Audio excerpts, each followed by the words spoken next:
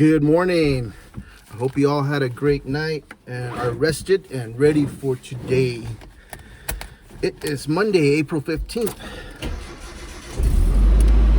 And we are on a mission.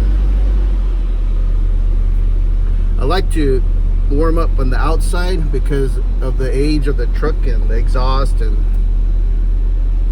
just the stink in the garage. I don't want to stink up the garage. So I am changing my schedule today because I have an appointment on the east side, and I will be there from 8:45 to whenever it's done. So right now we have 298,242 miles on the D21. I swapped out the carrier bearing yesterday, or I started on Thursday, Friday, Saturday, Sunday, so 4 days. Charged by the hour too. So had a couple issues with that, but I think I'm gonna try to get a mechanic to help me out and touch up that one last bolt on the carrier bearing housing. I couldn't get that one done. I thought about some solutions because I do have a rethreading kit. So I was thinking maybe about just trying to rethread it myself, but I would have to take off the back end of the drive line and then remove the carrier bearing housing and then move the front end of the drive line over toward the passenger side, which would free up some room for me to take off the whole housing and then rethread the passenger side. Because it was, I tried to be as patient as I could. I tried to use a pen and a screwdriver to make sure I put the holes that were all lined up and everything. But just having that really tight space on the passenger side and having the driveline fully assembled, it was extremely difficult. So I figured what I could do as a fix would be, like I said, remove the back half of the drive shaft, take the carrier bearing housing off, and then rethread the passenger side where the bolt goes into. Make sure I can check the bolt, and then once I have that done, I can drive that bolt in there a few times in and out just to try to get everything, I guess, reworked and assemble the carrier bearing and carrier bearing housing, and then carefully put everything, get the bolts started, and then put everything back together, and then find a way to torque down those 8mm bolts for the U-joint. But yeah, that's one of my plans. I'm also thinking about just going to a couple mechanics and seeing if they can help me out with that.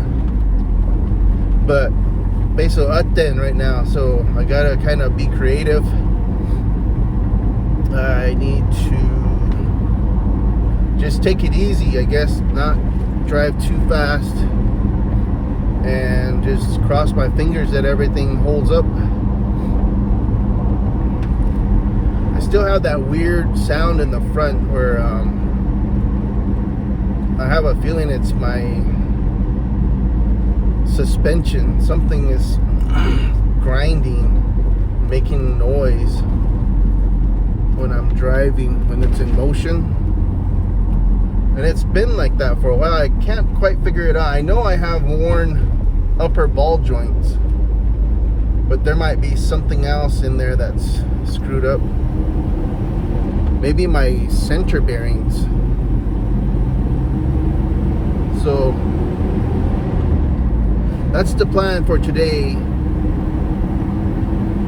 I just wanted to see how everybody's doing. Thank you for the new subscribers, and continue to like and share. We're almost at 1,000 subscribers, and so that's the goal here. Short-term goal is to get to 1,000 and see if the monetization actually works, and take it from there. If you guys are new to the whole monetization, let me know how it went after you hit 1,000 subscribers. I mean, we already have the hours for viewing and number of videos covered. It's just now getting to the subscribers. We already applied for the monetization, and so help us get there. Let's see what happens, and we'll definitely keep you posted on the journey.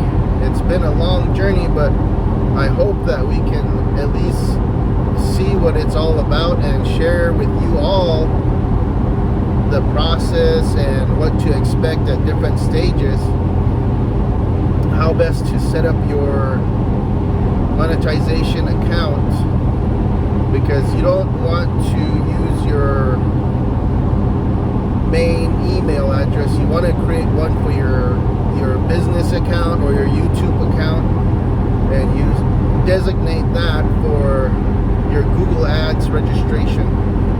Because once you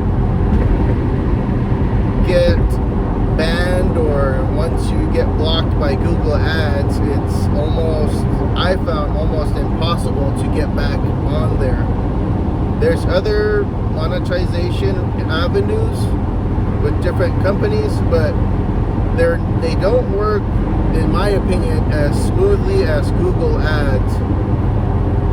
Because when I tried them with some different websites, and I inserted the code from one of the companies that's based in Israel, and it was kind of scary because it was kicking up notifications that the site isn't trusted, and you could be, vulnerable to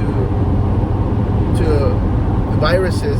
And I sent that to the company, and they basically denied it, even though I sent them screenshots of everything that was happening. So I just removed that code, and I asked them to, close my account. I didn't want to participate with their service. So yeah, just that's one of the biggest things I think in getting started, is to make sure that you're keeping your email account for your Google Ads safe, and you follow all the rules that are on the Google Ads fine print. Because once you get dinged, you may be able to appeal it, but you only get so many appeals, and then once you're banned for life. So just be careful with that. So yeah, send our videos to your friends and family, and just help us get to the 1,000 subscriber mark, and we'll share with you what actually happens, and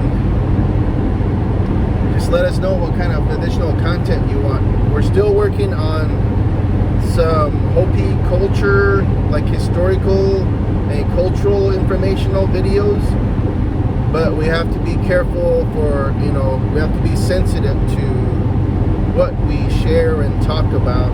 So, and we also need to get some interviews, and we need some equipment to make those interviews successful. One of those would be getting a couple of wireless microphones that we can wear during our interviews, and getting a couple more cameras. We have 2 or 3 right now, but I think it's best to have different angles for your interviews. So yeah, you guys all have a great day. Thank you for watching. Thank you for subscribing. And let's tell your lab professionals happy lab week and you're thankful for all their hard work. Magona.